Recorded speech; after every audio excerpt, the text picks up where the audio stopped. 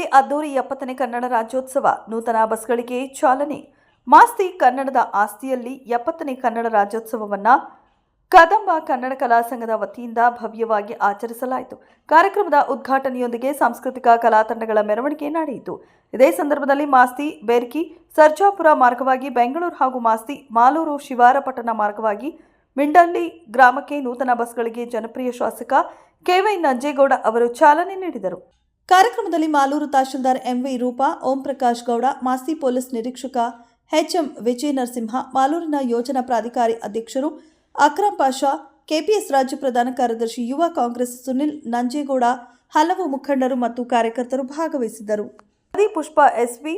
ಮಾಲೂರು. ಕ್ಷಣ ಕ್ಷಣದ ಸುದ್ದಿಗಾಗಿ ವೀಕ್ಷಿಸಿ ರಾಷ್ಟ್ರಧ್ವನಿ ನ್ಯೂಸ್ ಕನ್ನಡ.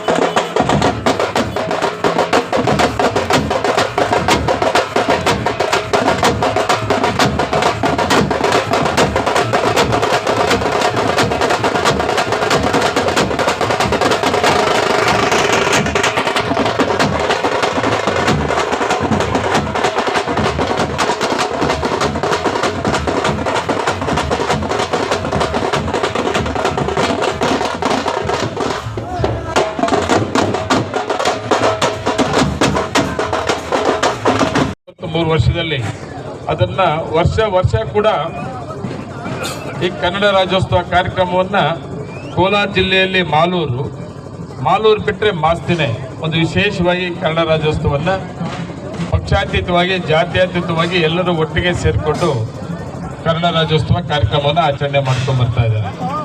ಅದು ಒಂದು ನೆನಪು ಬರ್ತಾರೆ ನನಗೇನೆಂದರೆ, ಹೋದ ವರ್ಷ ಕನ್ನಡ ರಾಜ್ಯೋತ್ಸವ ಕಾರ್ಯಕ್ರಮದಲ್ಲಿ ಭಾಗವಹಿಸಿದ್ದಾಗ ಮುಂದಿನ ವರ್ಷಕ್ಕೆ ಬಸ್ ಸ್ಟ್ಯಾಂಡನ್ನು ಮಾಡಿ ಬಸ್ ಸ್ಟ್ಯಾಂಡಲ್ಲೇ ಕನ್ನಡ ರಾಜ್ಯೋತ್ಸವ ಮಾಡ್ತೀನಿ ಅಂತ ಒಂದು ಮಾತು ಕೊಟ್ಟಿದ್ದು ಒಂದು.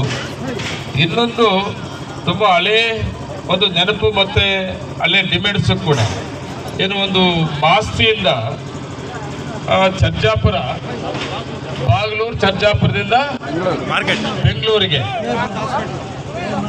ನಿಮ್ಮೆನ್ಸ್ ಹಾಸ್ಪಿಟ್ಲು ಬೆಂಗಳೂರಿಗೆ ಒಂದು ಹಳೆ ಬಸ್ಸು ಕೊರೋನಾ ಸಂದರ್ಭದಲ್ಲಿ ಸ್ಟಾಪ್ ಆಗಿತ್ತು, ಮತ್ತೆ ಪ್ರಾರಂಭ ಆಗಿರಲಿಲ್ಲ. ಹೋದ ಕನ್ನಡ ರಾಜ್ಯೋತ್ಸವ ಕಾರ್ಯಕ್ರಮದಲ್ಲಿ ಕೂಡ ಪ್ರಸ್ತಾವನೆ ಆಗಿತ್ತು, ನಾನು ಮಾಡಿಕೊಡ್ತೀನಿ ಅಂತ ಹೇಳಿದ್ದೆ. ಇವತ್ತು ನಮ್ಮ ಅಧಿಕಾರಿಗಳು, KSRTC ಅಧಿಕಾರಿಗಳು, ವಿಶೇಷವಾಗಿ ನಾವು ರಾಮಲಿಂಗಾರೆಡ್ಡಿ ಅಣ್ಣವ್ರನ್ನು ಕೂಡ ನಾವು ನೆನಪು ಮಾಡ್ಕೋಬೇಕಾಗ್ತದೆ. ನಾನು ಕೂಡ ಒಂದು ಲೆಟ್ರನ್ನ ಕೊಟ್ಟು ಇದು ಪ್ರಾರಂಭ ಮಾಡ್ಕೊಳ್ಬೇಕು ಅಂತ ಹೇಳಿದ್ದೆ.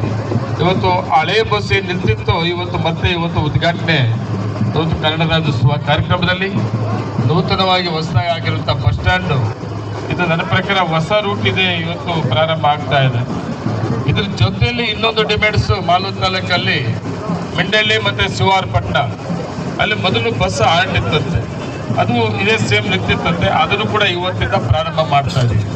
ಇನ್ನೂ ಸುಮಾರು ಯಾವ್ಯಾವ ಹಳ್ಳಿಗಳು ಇವತ್ತು ಬಸ್ಸಿನ ಸಂಪರ್ಕ ಇಲ್ವೋ ಅಂತ ಎಲ್ಲ ಹಳ್ಳಿಗಳಿಗೂ ಕೂಡ ಇವತ್ತು ಬಸ್ಸಿನ ಸಂಪರ್ಕ ಕೊಡೋ ಜೊತೆಗೆ ಈಗಾಗಲೇ ನಮ್ಮ ಹತ್ರ 200 ಕಿಲೋಮೀಟರ್, ಬರೀ ಹಳ್ಳಿ ರಸ್ತೆಗಳಿಗೆ 200 ಕಿಲೋಮೀಟರ್ಗೆ ಈಗಾಗಲೇ ಸರ್ಕಾರ ದುಡ್ಡು ಕೊಟ್ಟಿದ್ದಾರೆ, ಟೆಂಡರ್ ಆಗಿದೆ, ಕೆಲಸಗಳು ಕೂಡ ಪ್ರಾರಂಭ ಆಗ್ತದೆ. ಹಳ್ಳಿನವರು ಮುಖ್ಯ ರಸ್ತೆಗಳಲ್ಲ.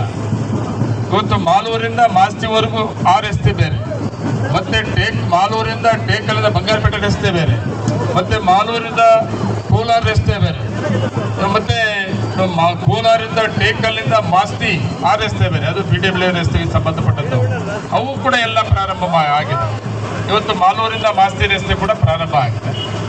ಮತ್ತೆ ನಿಮ್ಮ ಅಲ್ಲಿ ಸರ್ಕಲ್ ಹೊಸೂರು ಸರ್ಕಲ್ ಅಡ್ರೋಡ್ ಇಂದ ಇಲ್ಲಿವರೆಗೂ ಡಬಲ್ ರೋಡ್ ಕೂಡ ಆಗಿದೆ. ಈಗ ಟೆಂಡರ್ ಆಗಿದೆ, ಕೆಲಸವನ್ನು ಪ್ರಾರಂಭ ಮಾಡಿ 3 ಪ್ಯಾಕೇಜ್.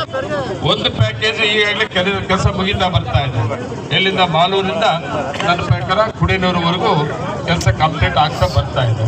2ನೇ ಪ್ಯಾಕೇಜು ಮತ್ತೆ 3ನೇ ಪ್ಯಾಕೇಜ್ ಕೂಡ ಕೆಲಸ ಪ್ರಾರಂಭ ಮಾಡೋದಿರ್ಬೋದು. ಇಂಥ ಸುಮಾರು ಕಾರ್ಯಕ್ರಮಗಳು ಕೂಡ ಆಗ್ತಾ ಇದೆ. ಅದರಲ್ಲಿ ವಿಶೇಷವಾಗಿ ಮಾಸ್ತಿ ಅಭಿವೃದ್ಧಿಗೆ ಅತಿ ಹೆಚ್ಚಿನ ಒತ್ತನ್ನು ಕೊಟ್ಟಿದ್ದೀವಿ ನಾವು. ಮುಂದಿನ ದಿನಗಳಲ್ಲೂ ಕೂಡ ಅಷ್ಟೇ. ನಾವೆಲ್ಲರೂ ಕೂಡ ಮಾಲೂರು ಬಿಟ್ಟರೆ ನಮ್ಮ ಮನಸ್ಸಿನಲ್ಲಿರೋದು ಮಾಸ್ತಿ. 2ನೇ ಒಂದು ಸಿಟಿ ಟೌನ್ ರೀತಿಯಲ್ಲಿ ಮಾಡಬೇಕು ಅಂತ ನಗರಸಭೆ ಕೂಡ, ಇದು ಪಟ್ಟಣ ಪಂಚಾಯತಿ ಕೂಡ ಮಾಡಬೇಕು ಅಂತ ಈಗಾಗಲೇ ಪ್ರಸ್ತಾವನೆ ಸರ್ಕಾರದ ಮುಂದೆ ಇದೆ. ಏನು ಗ್ರಾಮ ಪಂಚಾಯತ್ ಇದೆ, ಇದನ್ನು ಪಟ್ಟಣ ಪಂಚಾಯತಿ ಮಾಡಬೇಕು ಅಂತ ಕೂಡ ಈಗಾಗಲೇ ಇದೆ. ಇಂಥ ಸುಮಾರು ಯೋಜನೆ ಕಾರ್ಯಕ್ರಮಗಳು ತಂದಿದ್ದೀವಿ. ಇವತ್ತೇನು ಬಸ್ಸನ್ನು ಉದ್ಘಾಟನೆ ಮಾಡಿದ್ದೀರಿ, ಈ ಬಸ್ಸನ್ನು ಎಲ್ಲ ರೀತಿ